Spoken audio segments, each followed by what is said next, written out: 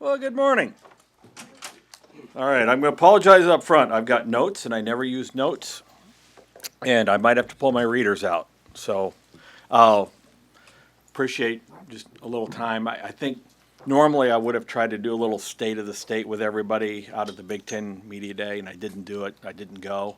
So I just thought it was a good time. There's people have been asking a lot of questions, some things I just thought we'd address, and then whatever questions.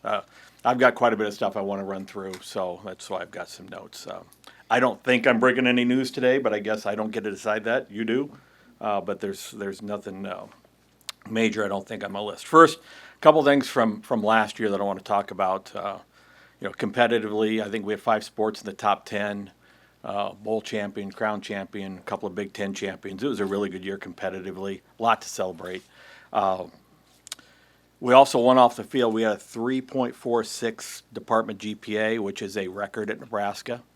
Nobody talks about academics anymore, but internally we talk about academics all the time. So everybody's very proud of that. We had 11 more academic All-Americans last year. We also did some really good things financially. We set a record with 17,663 donors. We also passed $70 million in donations last year for the first time, another Nebraska record. So Tyler Kai and his crew did a remarkable job.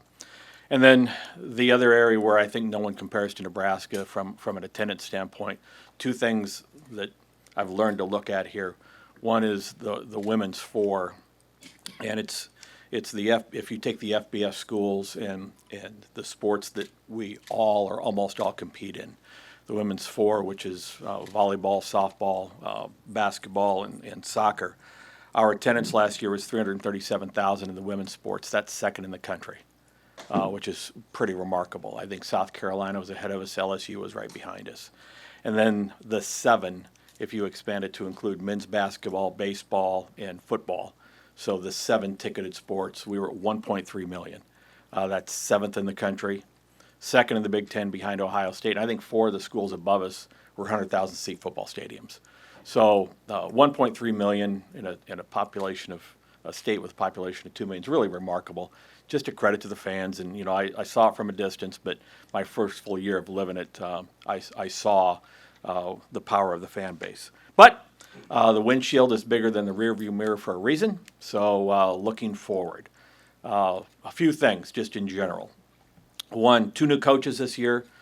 Danny is, as everybody's very familiar with, but since Danny wasn't here at the start of the new school year. And then Breanne Hall coming in to coach women's golf, who will do a great job, did a great job at Illinois State. Look forward to her. And I haven't really talked publicly about Kyle Crooks, joining the team. We're going to have a lot of memories of Greg this year and a lot of things we'll talk about, but I am thrilled with Kyle. I'm thrilled that he was able to be recruited into the pool. I had a conversation, the last conversation before I met with him was Ian Eagle, who's really his mentor, and the things, and I have great respect for Ian and the things he said about him. And then when I met with Greg and talked to Greg in those last few months, and we talked about his successor and what I should look for in that. And, he talked a lot about humility, and I think that's really important in the state of Nebraska. And Kyle has great humility, but he also talked about relationships and how important the relationships were with coaches and kids. And Kyle, I see him at almost every practice. He's starting to build those relationships. So couldn't be happier with him.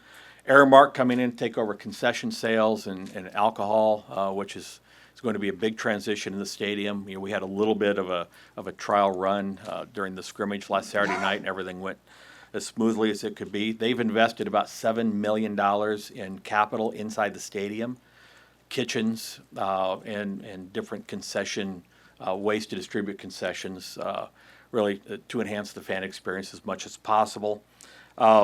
Fully mobile ticketing in the stadium, and we're instituting the no reentry policy. And both of those things will cause consternation. I understand that. I think our group has done a really good job of trying to make it as seamless for our fans as is going to be possible. And I talked about it a little bit. I think some might have seen there was a World Herald piece this morning on a deal I did in Omaha yesterday. Internally, security is a big focus of our year. Last year we put the Evolve technology in at the entrances. We didn't do it every place, some back entrances, and we're doing that this year. And we spent a lot of time studying security. One, with the inclusion of alcohol in the stadium, and two, there's just a lot of things I think some of us that were new noticed last year that maybe not our best practice. And so you won't see most of it.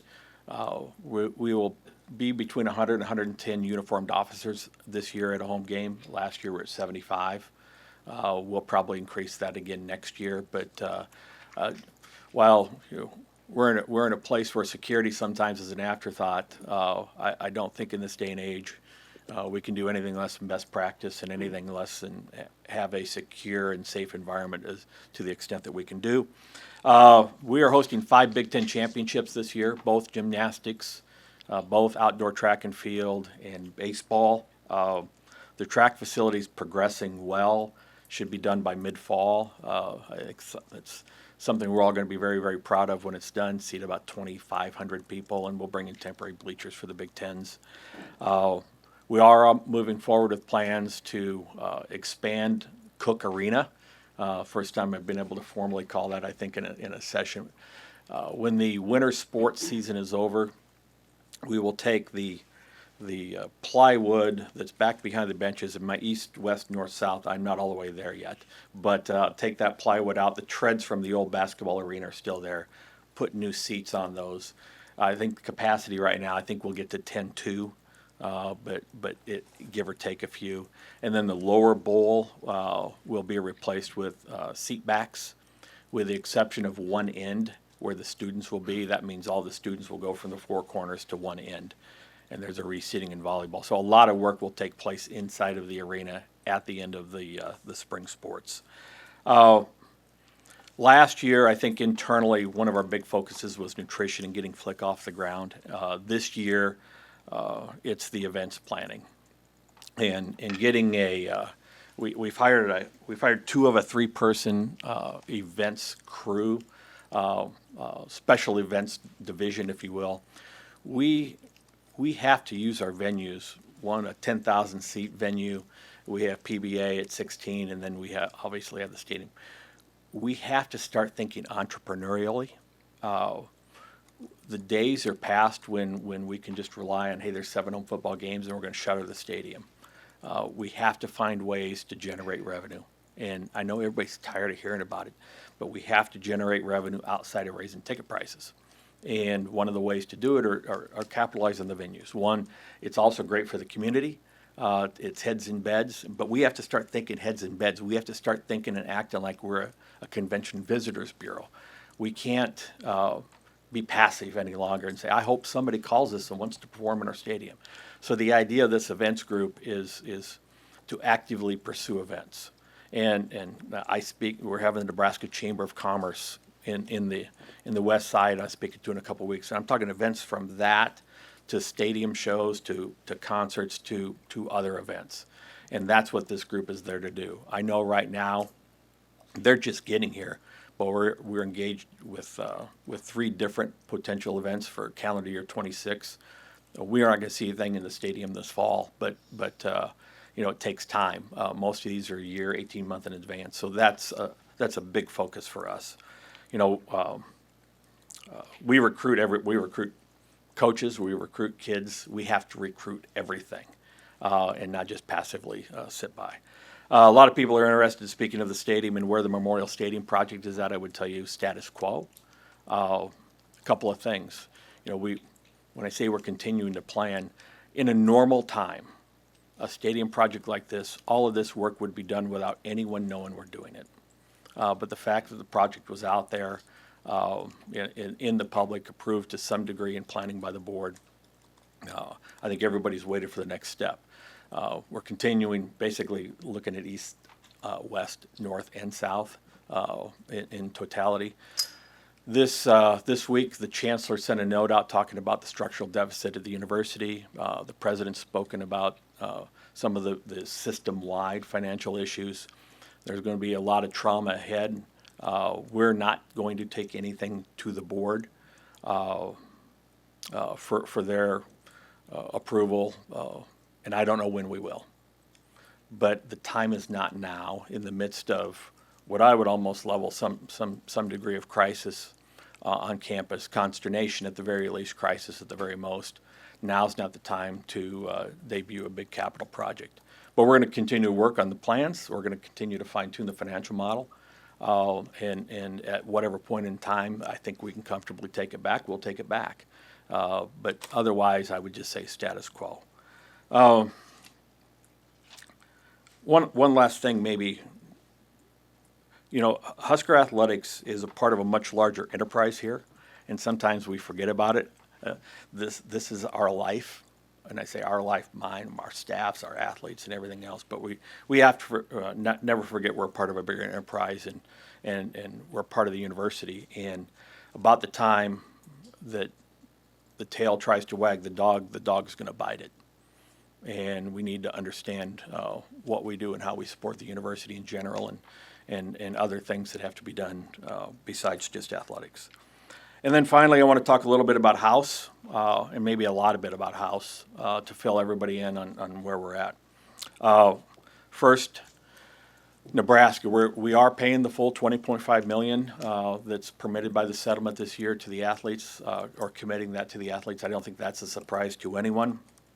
4 sports, football, men's and women's basketball, and volleyball, are allocated a cash pool from that 20.5. And I'm not going to talk about the numbers and I don't think anybody in the country is talking about the numbers that's going sport by sport. I don't think anything's out of probably whack with what happens in most places. When the coaches get that pool of money, they decide who gets what and how much, whether it's 1 year, 2 year, whatever the contract terms are with the individual athletes. It harkens back to the days of Northern Iowa when football was an equivalency, and did you give an athlete a half a scholarship, a quarter scholarship? That's what this is. Coaches have to make those decisions. That's why we have GMs. That's why coaches, everybody's moved to the GMs, because there is now a strategy in where are we allocating those resources. Not to mention the fact that nearly every athlete has an agent. And the head football coach cannot be expected to deal with 80 agents. And that's the role of the general manager right now. Soccer, wrestling, baseball, softball, men's and women's track and field have additional scholarships. And I bring that up because the additional scholarships count against that 20.5 total. 16 in total this year. That number is going to grow. I think the long term as to how do scholarships count against the cap, we've made the conscious decision here to allocate cash and not allocate scholarships before cash, with the exception of those sports. Where did the 20.5 come from here? A combination of reducing our operating expenses. We eliminated 27 positions. Starting last fall, when this looked imminent, we held a lot of positions and just didn't fill them. At the end of the day, we eliminated, I believe, 7 active positions, and then the other 20 positions had been vacant, and we just eliminated them off our books. That was $2 to $3 million of savings in those positions. We reprioritized expenses. And it was probably good timing, with a lot of us knew, just to go through everything we did. And this may be the last budgetary item to be added, but I would tell you it's probably the first in priority. And that means everything else had to be reevaluated and looked at. What do we do? What do we not do? How are things going to be different? So that's where the savings were. The flip side, from a revenue standpoint, obviously the sale of alcohol, the changes with Aramark, those decisions were made knowing that this financial liability was going to be on our books this year. I think by the time the advertising pieces and everything else is added, we hope to be around $5 million positive with what we're doing from that side of it. Big Ten distributions, Tom Osborne's going to get credit for a lot of things. He'll never get enough credit for bringing us to the Big Ten. And that has allowed us to do some things. And that gain in resources from our development staff. Those things allowed us to not cut any budgets. We didn't cut any sport budget. We did some things administratively that probably needed to be done that nobody will ever see. But It also allowed us to protect the financial model. I want to talk about the Nebraska model for a second. I would tell you, now having been here about 18 months, the number one job that I have, and all of you think it's winning. And when I say I mean I and my team, our department. It's winning games. Now, faculty will tell you it's graduation and grade point averages, and the CFO will tell you it's balancing the budget. But the number one priority is protecting the financial model that I walked into, that had been developed over the years, a financial model that's possible. Because of those attendance numbers I talked about earlier, that's why the financial model is viable here. And that financial model is this. We don't take any student fees. We don't take any institutional subsidies. We don't take any state dollars. We pay full rack rate for scholarships. There's no out-of-state differential waivers. And we pay, the last 2 years and this year again, $5 million back to the university as a subsidy. That financial model has to be protected at all costs. It's that financial model that allowed us to do essentially nothing draconian to get to the 20.5. And that 20.5 is growing 4% a year. That cost is going to continue. It allowed us to not raise ticket prices. It allowed us to not reduce the subsidy. It allowed us to keep budgets whole through the 24 sport lineup. That financial model is the fuse that's going to light whatever success we have. And so I will tell you, we will protect it at all cost. A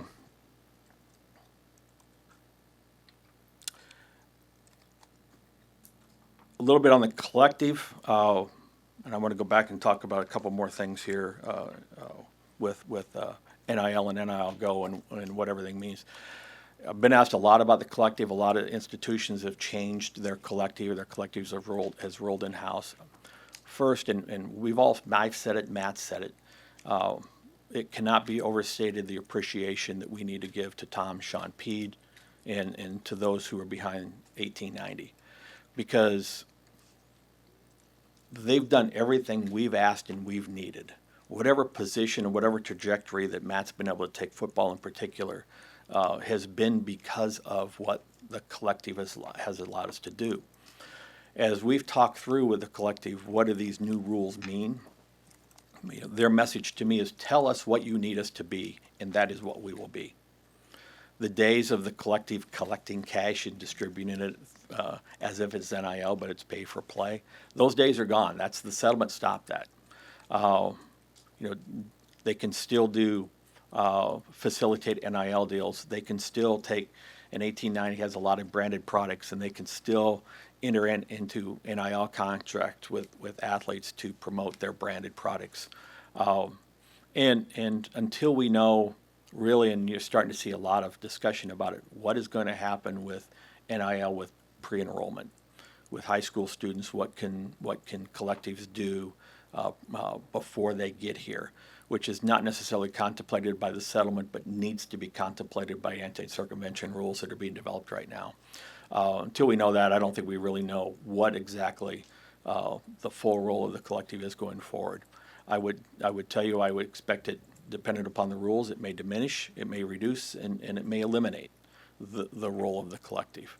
We're really focusing right now on 24, 36, 48 months from now, what structure do we need to have in place to optimize our chances to win?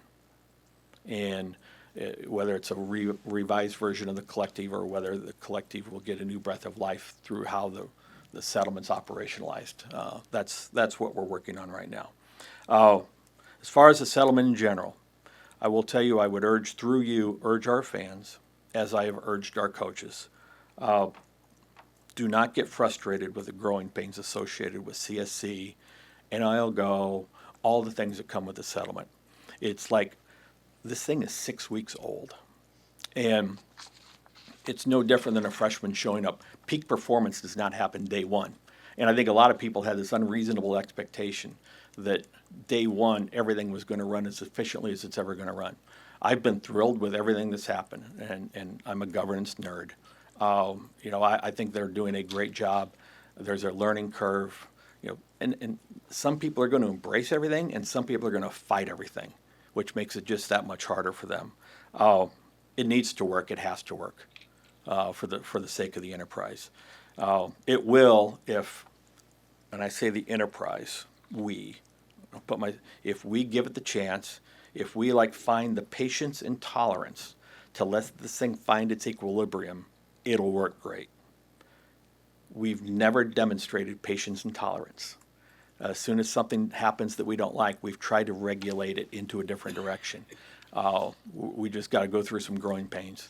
And that may prove to be, there may be some inequities, but I will tell you, I will take Nebraska's problems before anybody else's problems as we go through that.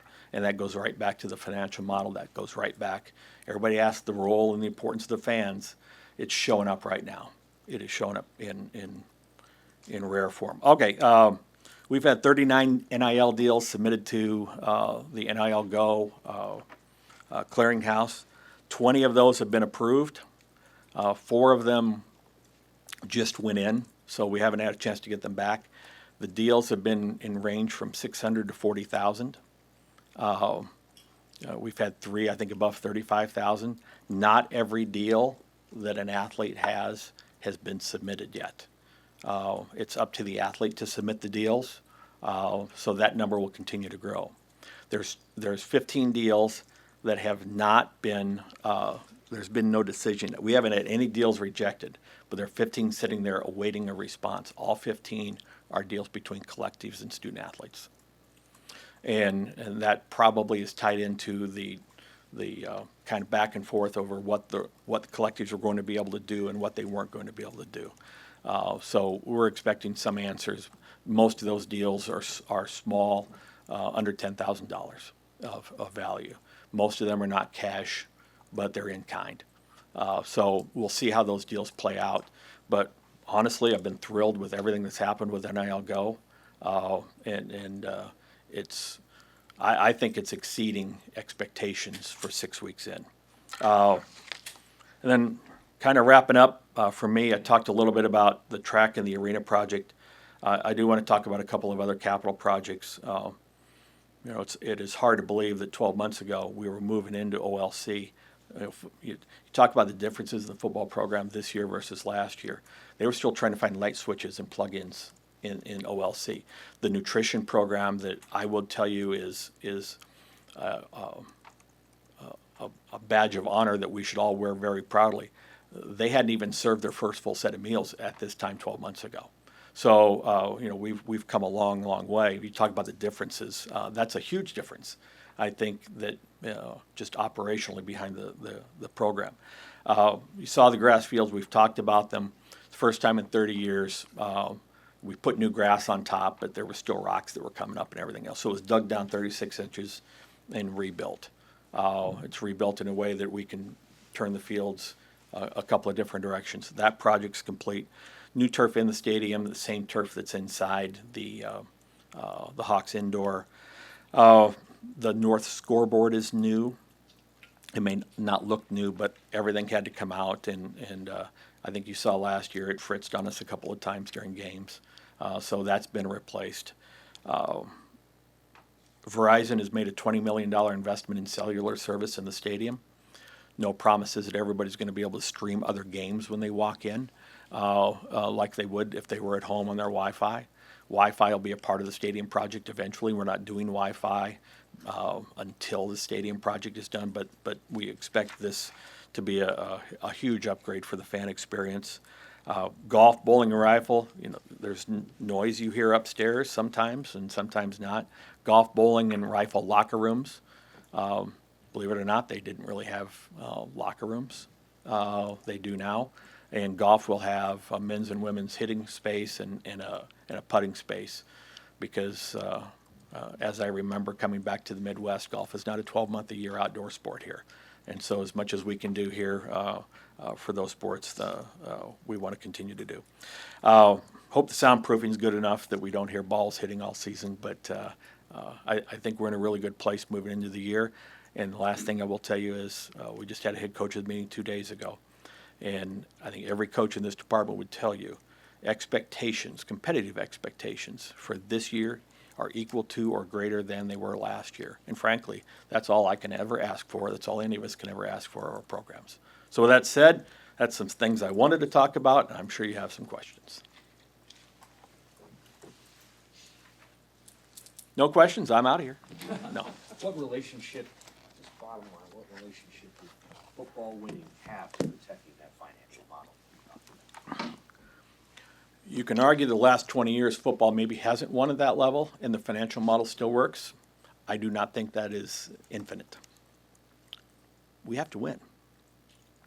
And, if you're doing this to not win, if you're not in it to win it, get out. And we've invested a lot of resources in football in the last couple of years. Investing resources not to compete where we were, but to compete where we expect to be. We've done it in personnel. We've done it in infrastructure. We've done it in every way we can. Football needs to win. I want 24 sports to win. I want 24 sports to be in a position to win a conference championship. But I'm just rough estimate now. Our budget, $225 million, give or take. The Big Ten and CFP monies, let's just say it's about 100. That's 93% football related. The donations, that's $70 million. Not all of it's football, but I would tell you at least 85% of it's football. A home game in football is worth $10 million. So take 10 plus 90, pretty close, and you look at that revenue model and say how much of that's attributable to football. The vast majority of it. Volleyball will be on or about the Mendoza line from a financial standpoint. And that's not because volleyball didn't generate money. It generates money at a magnitude and a delta above anybody else in the country. But we invest a lot in volleyball as well. But football's the engine in every way. And it's important that you win. So is your expectations for football this season, is it as simple as saying you want it to be better than last season? In the goals sessions that I have with our coaches, what are my goals? What are your goals? I have never given anybody a competitive goal. Too many factors that cannot be controlled. But and this is, I know this is very subjective. Like, I don't sit in my office. I couldn't call a play. I couldn't recruit a player. But you can tell a lot about where a program is at by being amongst it and within that program every day. At practice, Haven's at practice every day. I'm there 2-3 times a week. I'm over in the football offices. I'm walking around. I'm in the locker room. They're coming to the house on Sunday for a hog roast. To have great success, the culture that needs to be in place for it's there. I don't know that it's always been there, but it's there right now.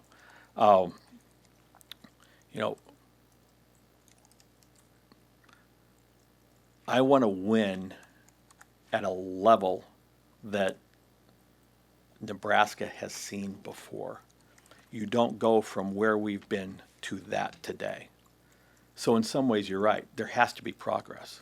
Like, I talk a lot about building blocks. We get into the bowl game, as absurd as it seems, given our last decade, that was a foundational block that needed to happen before we could take the next step. Winning the game was a foundational block. The next one's going to be that fourth quarter drive, right? That everybody talks about what hasn't happened, and then we can finally start talking about what has happened. So, there's a lot of things that however the record turns out, I think whether the program is progressing or whether the program isn't progressing. Troy, although you're not providing information, numbers on the breakdown of the rev share money going to individual sports, can you shed some light on how that process works? Yeah. And also, is there administrative oversight, or is it entirely up to the individual sports on how to distribute their cash within their programs? Yeah, good. Yeah. So we met with, about a year ago, with every coach. Jonathan Bateman, who is what I would say is our guru, right? He was the NIL guru. He became and I don't know what exactly the terminology is, but every campus has one person that's kind of the point into the system, and he is that person. He and I met with the sport administrator and every head coach and talked about what did they think they needed. And again, we're starting from nothing. Nobody knows what anybody else is doing. Normally, coach will say, "I need what they have," but they had to really show someone that, what do you think you need? And so we took that and then had another meeting a little bit later and kind of got the coaches' input. My mindset coming in changed from talking to the coaches. I thought we were going to have one program and one plan, and one size fits all.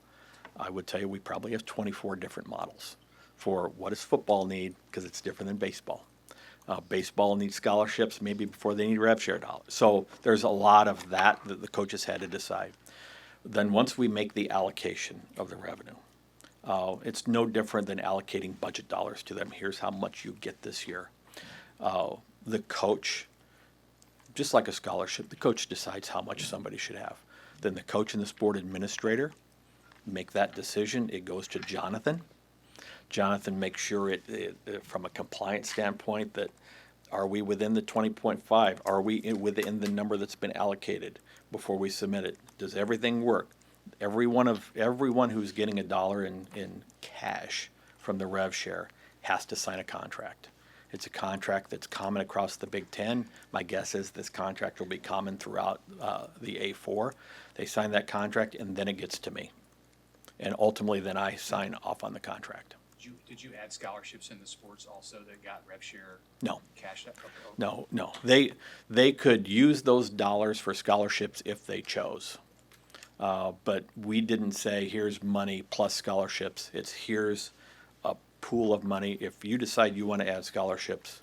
So Matt wanted to be at 86. He wanted to be at 83. He has that flexibility, whatever he thought his needs were. The question for Matt was, if you have $1, is it best invested in your two deep, or is it best invested in your 87th player? You expect that. And those are hard decisions, but those are decisions that every coach had to make. Do you expect that the ruling will stay the same on the scholarships counting against the 20.5 in the future? I don't think there'll be unanimous support to change it.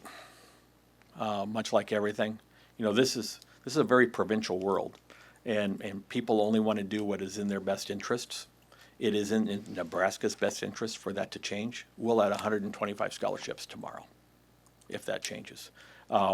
It may not, because that's because of the financial model. If the financial model is not in place at another school, it may not be in their interest, and they may not want to do it. Troy, the front loading with NIL was pretty out of control this year. Yeah. Before July 1. How do you see, and those who work within the industry, seeing that self-correct after a year of this goes through, when you can't really get away with what people did this year? Well, I think some people are betting on the fact that since it's happened, there's no way you go backwards. That's when I talk a lot about this has to hold. This has to work. It has to for that reason. Don't think that money that was coming in, front loading, and the money that was there for NIL the last 2-3 years, that was not an endless stream. And it's not just here, but it's across the country. Donors, there was some donor weariness to this. And now the fact that we're actually paying them, I think some donors are questioning, well, why am I writing a check if you're paying them? The biggest question, Sean, is what are we going to do with high school recruiting? Because the front loading has moved to high school recruiting.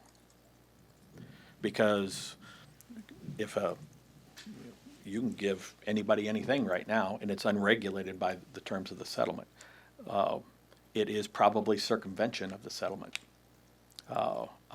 And I hear various things about what's happening, some of it true, some of it not true. Probably shouldn't repeat it because I don't trust a lot of what I hear unless I see it to be sure.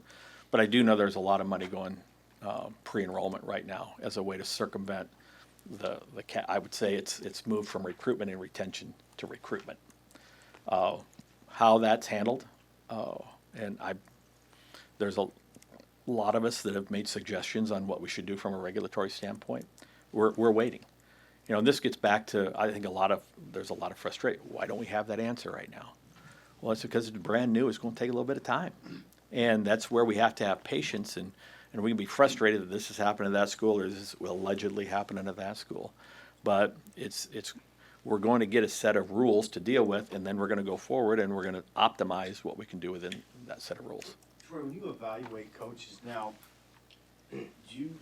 how much do you take into account, or do you take into account where they are at with what they can pay their players, with what you can pay your players versus what other programs can pay?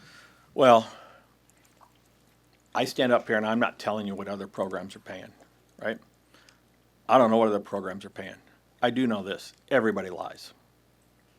Well, we're doing X, and that school's doing Y. Are they really? And a lot of the numbers you see right now are, as Sean said, a result of front loading. Money that came in, so this roster may be X. It isn't X as a part of the 20.5.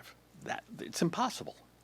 It's impossible. If you want to have a thriving football program, then you don't have a $10 million basketball chunk out of your 20.5.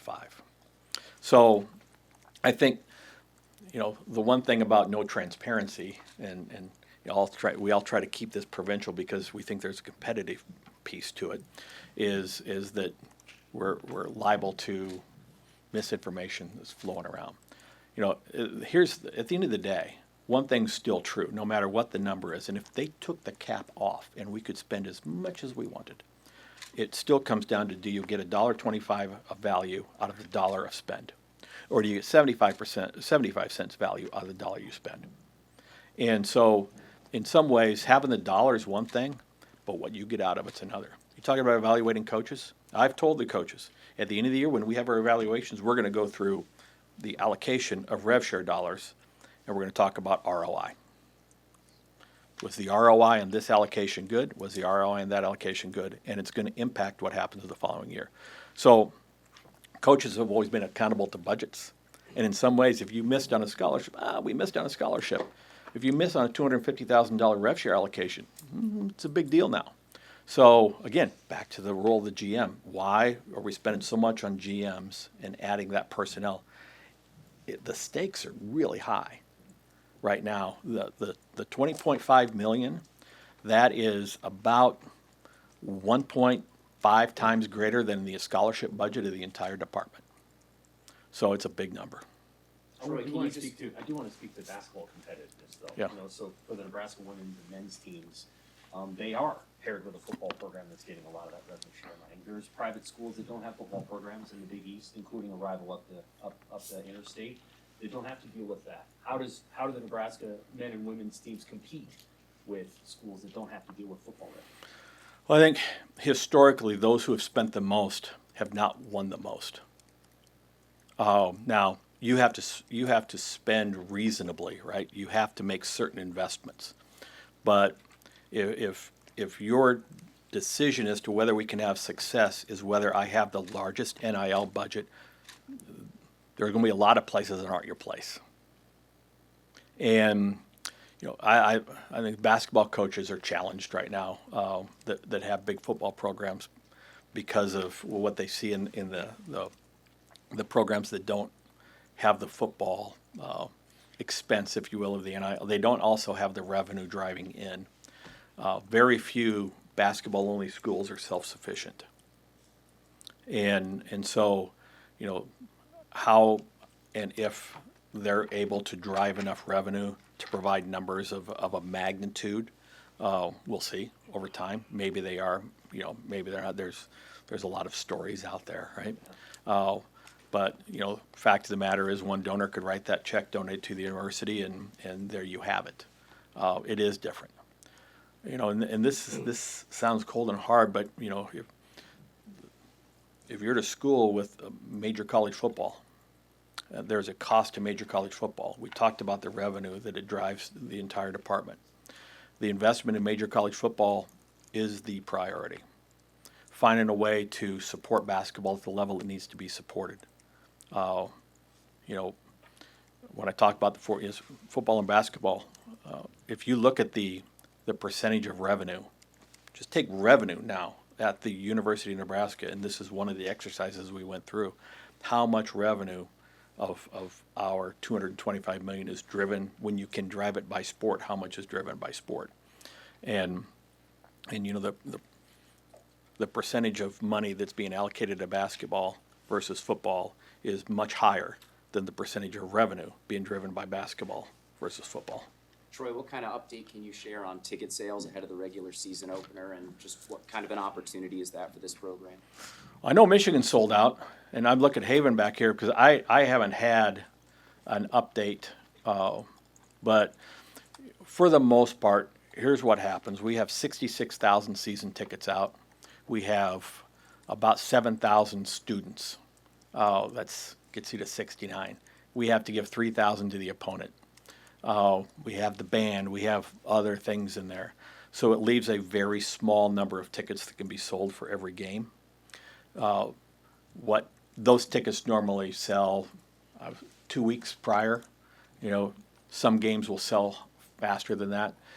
And then the Monday before a game, the 3,000 that the visiting team get returned to us if they didn't sell them all. And nobody sells them all. And then it's a matter of game week. We often have tickets. And that sellout streak's a sellout streak. And, one of the things, I didn't mention this, our ticket office, we've been very passive. Hey, come buy our tickets, because everybody came and bought the tickets. Now we're actually trying to sell tickets. And the sellout streak's not going to be threatened. But the only game I know where everything is out right now is Michigan. How about as it relates to Kansas City, the opener? I think 66,000 is the number that they've sold. Near as we can tell, about 6,000 of those were what I would call Ohio, Kentucky type Cincinnati addresses. Is kind of what we've been told. That doesn't mean it's 60,000 versus 6,000, but I said it yesterday. It's a virtual home game. But we think we're about 60, and I think they expect to sell out before game day. Thursday night, 8 o'clock, doesn't help that in the stadium on Labor Day weekend, but we think we'll be close, especially if the weather week of turns well. And Troy, what about Friday night games in the future? The Big Ten kind of slimmed down the schedule, it looked like this year, as far as the number of Friday night games. You guys had a home game last year, you got a road game this year. What's the big picture view, and do you envision you guys will ever have to host one of these again? We'll have to host one of them again. Next year, possibly? I don't expect one next year. I really don't. All bets are off. I expected our Friday night game to not be at Minnesota this year. So I'm sure we'll have one a year. Obviously, when the Iowa game is here, we'll never have another Friday. But I expect over the life of the current contract, so 2 through 32, probably 2 more. Yeah. Colorado AD's talked about the possibility of playing Nebraska in football every year. What are your thoughts on that? So a couple things. With the exception of what we did with Tennessee as relates to the football schedule, the schedule here, and I haven't really touched it, is virtually complete through 2032. We have, I think, 28 Arizona. Arizona is 28 and 31 in a home and home. I don't know which is which. Oklahoma is 29-30 home and home. And then we have Oklahoma State right behind that. So, a perfect schedule today until if the CFP looks different and says you need to schedule this way, or the Big Ten does something different, is a home and home against an A4, by a G6 and an FCS. And that's kind of the way it's set up. I do not expect to touch the schedule, to make any scheduling decisions until after the stadium is done and after the CFP decides what maybe its model is going to be. It's like basketball. You have to schedule to get into the postseason. You have to. And I don't care if we haven't been close to it. That's where we want to be. That's how we have to schedule. So we'll schedule in what is optimal to get into the postseason. Troy, on the CFP, Tony Petitti mentioned in Vegas that Big Ten wouldn't support a model that gave more influence to the committee. You're sort of in a unique position because you're going to be on that committee now. I guess, how do you sort of view? Yeah, I joked with Tony. He's never said that before, and I'm on the committee now, and now he's worried about the committee. So, no, And one, I'm trying to stay away from it just because it is a unique place. The one thing I will say, Tony has the room. Nothing Tony's saying does not have the I would say the unanimous, if maybe there's an outside voice once in a while, but near unanimous support of the athletic directors. And so, Tony's job is to fight for the Big Ten, and he does a great job. And I talked about us needing to be entrepreneurial. We're asking him to be entrepreneurial. You know, talked about the revenue, the ways to generate new revenues. We can't raise ticket prices much here. We can do the things we're doing, but the delta in revenue either is fundraising or Big Ten. And so we're asking him to grow that to keep an advantage over everybody else. He's doing a great job. Were you surprised to see, were you surprised to see John Cook take another job? No, I'm thrilled. John and I talked about it probably 2 or 3 times over the last couple of months. Volleyball's better with John in it. Can you, on that note? I don't want him coaching in college anyplace. Yeah. On that note, can you speak to what's going to happen less than 2 weeks from now, down here at PBA, and just what you've seen from Danny over the last several months? So the cool thing, Danny's practice, everything is a competition. Everything, and I love that. I mean, whether it's serving drills or she's keeping score of everything, and just that mindset. She has a wonderful way about her. She has a lot of talent, and there's curse and a blessing, right, in dealing with that much and that depth of talent. But she's been awesome. I can't wait. Everybody here sees great volleyball, but everybody here waits for Wisconsin and Penn State and some of those matches, and they come once or twice. That is going to be a wonderful 2-3 days for talk about our fan base. There is no better place for volleyball in the country than Nebraska. So it's cool that everybody's going to get to see not just Nebraska, but the depth of great volleyball. Speaking of revenue generation, would you like to see LOBB, Nebraska, or the Supernovas in Dannen playing a match? Obviously, they'd split the revenue, but. We're going to use the building in any way we can. The one thing about all these revenue generation items in the stadium and everything else, we cannot take away from our programs. The challenge for like the volleyball season, the professional volleyball season, is when it happens, we have gymnastics, and wrestling, and not just competitions, but that's where their practices are often. So the availability of the building's really tight in the winter, outside of a day or two. But I'm open to absolutely anything. It's not something John and I have talked about, but if John calls, I mean, his name is on the arena now, so we'll have to listen. Hey Troy, with Aramark coming in, it ended high schoolers being able to work in the stadium. Just what was that decision-making process of having it be 18 up and a conversation with Aramark? Oh, well, one, alcohol changed a lot of things. Even if we didn't have Aramark, the sale of alcohol was going to change how we were able to staff from a legal standpoint. Aramark's corporate policy is 18s, and then they have gotten permission for the nonprofits that come in and work the stands to have 16s working. So there'll be 16s in there as well. I got to tell you, I walked through last year, and you see my kids are 12 and 11, and there's 12 and 11-year-olds selling pop in the hallways, and as we move to cashless, and it's just part of the evolution that makes it make less sense to do it the way we did before. We'll still have hawkers, but their corporate policy on age, and it makes a lot of sense. Troy, going back to John Cook for a second, I think when he retired, you had mentioned that he was potentially looking at taking some sort of role in the athletic department in the future with the new job. Is that off the table now? No. The role John's going to have with us, one is wisdom and guidance. Two is really his help on the fundraising side, particularly as we get some of the projects both in the arena and with the stadium up and going. Those things do not interfere, and that's why he reached out to me. Is this going to be a problem? Because if it is, I won't do it. And I said, no. In fact, I think it's better for us, actually, for him to continue to be involved in the game and his presence.